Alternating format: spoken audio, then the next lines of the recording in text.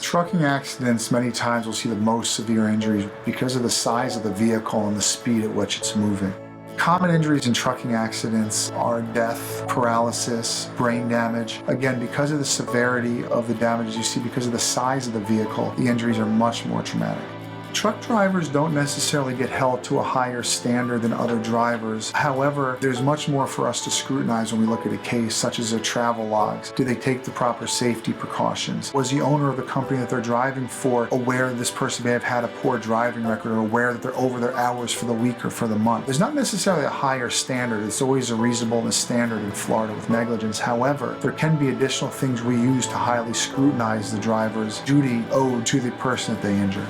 When I investigate a truck accident case, the first thing I look at is a mechanism of injury. Was the truck moving? Was it stopped? Many times I've handled cases where trucks have been stopped and they don't have the proper safety apparatuses on their vehicles, such as the roll under bar and things like that. I've handled cases before where trucks have been stopped on the side of the road, but they are out actually into the highway and clients have hit their vehicle, causing their client's vehicle to spin out of control and run into trees off the side of the road. Although the truck wasn't moving, they didn't have the proper caution signs out that are required. We've had cases where our clients rear-end trucks, where our clients were partially at fault, but the trucks did not have the proper ride under bar, which stops the car from going underneath the truck. We've also had cases where truck drivers driving down the road, not paying attention, merges into my client's lane, hits the client. So the injuries in these cases and the facts that go into what causes a case, very important to investigate and have a background knowledge. Just because the truck was involved doesn't mean the truck has liability, but just because the client may have rear-ended them does not mean the truck doesn't have liability. It's very important to understand the safety features, federal regulations and state regulations regulating trucks, to understand if liability is there in the case.